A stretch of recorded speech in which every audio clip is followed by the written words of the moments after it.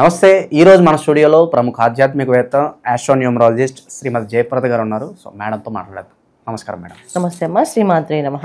August మాసం, విశేషంగా శ్రావణ మాసం, మకర రాశి వారి పరిస్థితి ఏ విధంగా ఉండబోతుంది? ఈ శ్రావణ మాసం వీళ్ళకి ఎలా కలిసి రాబోతుంది? ఓవరాల్గా ఎలాంటి జాగ్రత్తలు తీసుకుంటే బాగుంటుందంట? తప్పకుండా అమ్మా. మకర రాశి వాళ్ళకి ఈ మాసం మిశ్రమ ఫలితాలు. ఎందుకంటే వీళ్ళకి శనేశ్వరుడు వక్రించి ఉన్నాడు, ద్వితీయ స్థానంలో రాహు ఉండడం.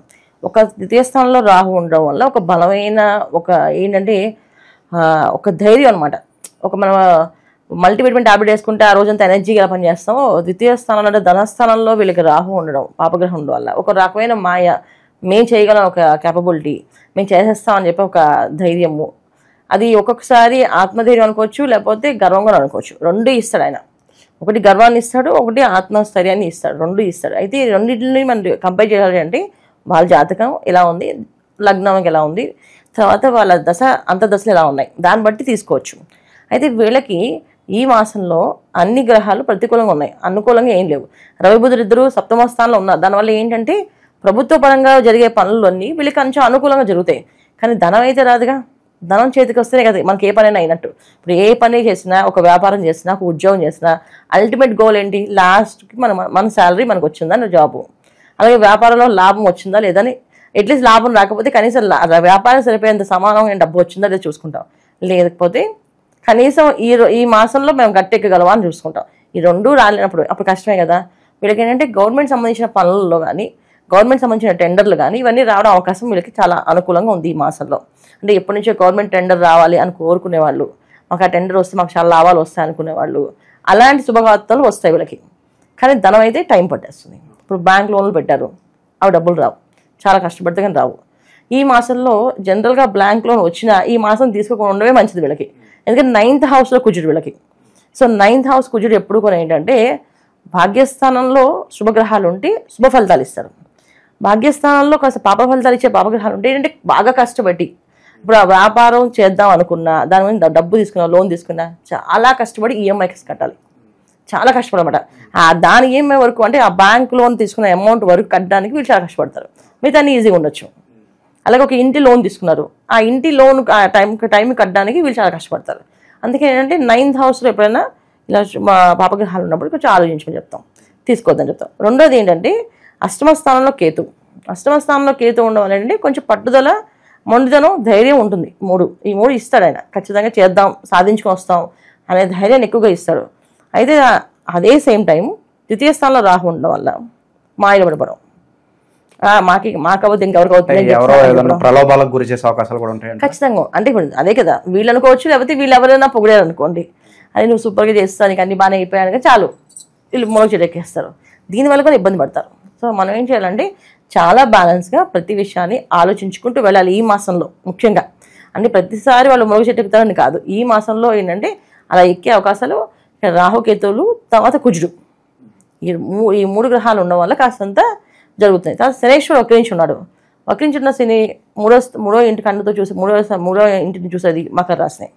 దానివల్ల ఏంటంటే కాస్త ఏదో ఒక మాటలు నమ్మేసి ఎవరు చెప్పిందో వినేసి వెళ్ళి మోసపోయే అవకాశం ఉంటుంది. పలానా చోట జాబ్ ఉందనో, ఉద్యోగం ఇప్పిస్తానో, వ్యాపారం పెడదామనో, దేనికైనా సరే అనుకోవచ్చు. ఇంకా మన దాన్ని ఒక ఇల్లు ఉందనో, లేదా ఒక ఇల్లుకు లోన్ తీసుకుందానో, ఏమైనా అనుకోవచ్చు. ఇలాంటి విషయాల్లో జాగ్రత్తగా ఉండాలి. అంటే సరైన నిర్ణయాలు తీసుకునేంత క్యాపబిలిటీ ఇప్పుడు ఉన్న గ్రహస్థితి ప్రకారం ఉండదంటారా వీళ్ళకి?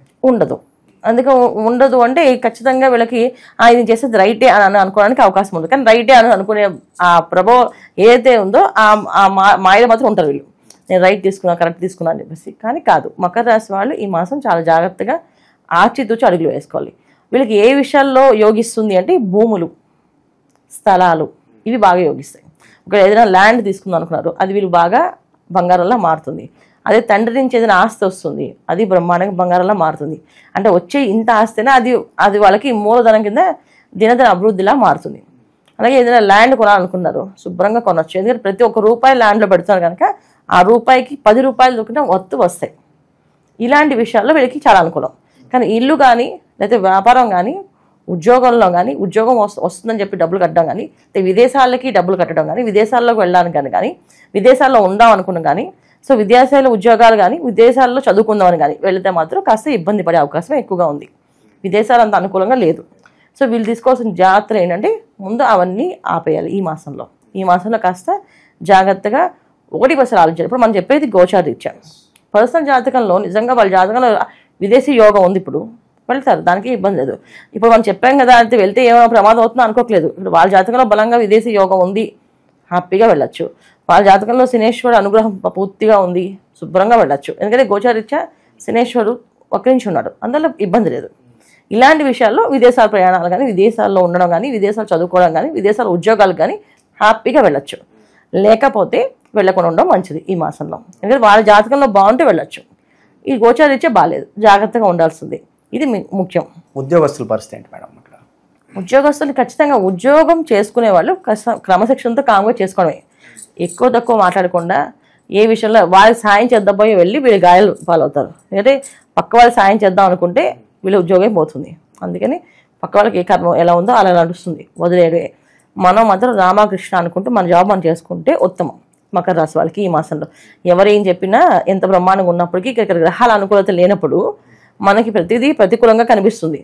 ఇంట్లో భార్య కూడా గట్టిగా మాట్లాడుతుంది, అలాగే ఇంట్లో భర్త కూడా గట్టిగా మాట్లాడే అవకాశం ఉంటుంది. ఎప్పుడు మాట్లాడిన వాళ్ళు కూడా గట్టిగా మాట్లాడే అవకాశాలు ఉంటాయి. అలాగే సంతానం అనుకోండి, వాళ్ళు కూడా మాట్లాడే అవకాశం ఉంటుంది. ప్రతి ఒక్కరు మాట్లాడే అవకాశం ఈ మాసంలో ఉంది కనుక మనం మౌనంగా ఉండి ముందుకు వెళ్తే చాలా మంచి విశేషం వీళ్ళకి. అంటే గోచార పరంగా ఇప్పుడు ఫలితాలు ఏమన్నా బాగుందంటే బాగుందని చెప్తారు, కానీ కామెంట్స్లో కొంతమంది మేడం మీరు బాగుంది అంటున్నారు, మా జీవితం ఎలాగే ఉంది మేడం, ఎక్కడ తీసింది అక్కడే ఉంది అని అనుకుంటూ ఉంటారు. ఎందుకు ఇలా జరుగుతుంది అంటారు? ఇది జాతకాన్ని ఖచ్చితంగా పరిశీలించగలమా. ఎందుకంటే మన జాతకం అనేది పురుషార్థాలు అంటారు, అంటే ధర్మార్థ కామ మోక్షములు. ధర్మం, అర్థం, కామం, మోక్షం. ఈ ధర్మార్థ కామ మోక్ష స్థానాల్లో ఏది పడిందో, ఒకవేళ రాసి పడినా ధర్మంలో పడితే వాళ్ళ జీవితం ఒక విధంగా ఉంటుంది, అది కామంలో పడితే అది ఒక రకంగా ఉంటుంది, అర్థంలో పడితే ఒక రకంగా ఉంటుంది, మోక్షంలో పడితే ఒక రకంగా ఉంటుంది. సో వీళ్ళు రాశి ఎక్కడ పడింది, తర్వాత రాశి అంటే చంద్రుడు ఉన్న రాశి, అంటే వీళ్ళు పుట్టినప్పుడు చంద్రుడు ఎక్కడున్నాడో దాన్ని రాశి కింద లెక్కేస్తాం. వీళ్ళు పుట్టిన టైం ఉంటుంది, ఆ టైంని లగ్నం కింద లెక్కేస్తాం. సో లగ్నం ఏమైంది, ఈ లగ్నం ఎక్కడ పడింది, ఈ ధర్మార్థ కామ మోక్షాల్లో పడిందా చూసుకోవాలి. అలాగే కారకత్వాలు చూసుకోవాలి, దశ అంతర్దశలు చూసుకోవాలి. పుట్టినప్పుడు నక్షత్రం వంశోదయ దశ అని ఉంటుంది. పుట్టగానే తల్లిదండ్రులకు బాగా యోగం ఉంటుంది. కొంతమంది పిల్లలకి వాళ్ళ యోగం అనుభవించాల్సింది తల్లిదండ్రులకు వస్తుంది. ఎందుకంటే మరి వాళ్ళు అనుభవించారు కదా, వాళ్ళు కార్లు తిరగాలి, తల్లిదండ్రులకి కారు లేదు, వాడు పుట్టగానే కారు కొనిస్తారు. ఎందుకంటే వాడు కార్లు తిరగాలి యోగం ఉంది అబ్బాయికి, అందుకే కారు కొంటారు.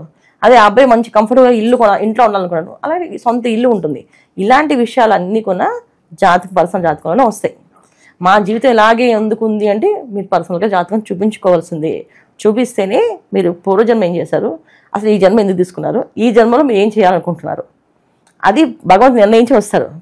భూమి మీద ప్రతి ఒక్క మనిషి భూమి మీద రావడంతో ఒక ఆశయంతో వస్తారు. ఆ ఆశయం అనేది ఏంటి అనేది తెలుసుకోవాలి. అలా తెలుసుకోవాలంటే మన జాతకం చూసుకోవాల్సింది. అంతేగాని మన గోచార ఫలితాలు మన పర్సనల్ జాతకానికి ఎప్పుడు కూడా అంటే పర్ఫెక్ట్గా మ్యాచ్ అవుతాయి కాదు. ఒక్కొక్కసారి ఏంటంటే ప్రకృతి మనకి సహకరిస్తుంది. గోచార ఫలితాల్లో అనుకూలంగా ఉంటే మన జాతకంలో ప్రతికూలంగా ఉన్నప్పటికీ కూడా ప్రకృతి మనకు సహకరిస్తుంది. ఇప్పుడు నాకు తినే యోగం లేదనుకోండి, సరే పక్క వాళ్ళు తినే యోగం పెట్టే నేను అవకాశం ఉంటుందా, నేను అన్నం పెట్టగలుగుతాను. చాలామంది డైటింగ్ అని చెప్పి తినడం మానేస్తున్నారు పాపం, ఓన్లీ మన జ్యూసులు ఫ్రూట్స్ తాగుతున్నారు. వాళ్ళు తినే యోగం ఉంది కదా వాళ్ళకి, శుభ్రంగా తెలుసుకునే వాళ్ళు ఆయన ఎందుకు డైటింగ్ చేస్తారు, అది వాళ్ళ జాతకంలో ఉండే అర్థం. అంటే వాళ్ళ జాతకంలో కర్మ అనుభవించాలి. ఇన్ని రోజులే బియ్యం గింజలు తినాలని రాసింది, అన్ని రోజులు బియ్యం తినేస్తే ఆపేస్తారు, మిగతా ఆహారాలు తింటుంటారు. ఇలా ప్రతిదీ కూడా మన జీవితాన్ని జాతకాన్ని ముడివేసుకుని చూసుకుంటుంటే రైట్ అండ్ రాంగ్ తెలుస్తుంటుంది ఎప్పుడు కూడా. ఇక విశేషంగా ఈ రాశి వారికి ఎలాంటి పరిహారాలు దైవారాధన బాగా కలిసి వస్తుందంటారు ఈ మాసం? ఈ మాసం వీళ్ళు చక్కగా గురువు ఆరాధన, అంటే దత్తాత్రేయ చరిత్ర చదవడం, శ్రీపాద చరిత్రములు చదవడం.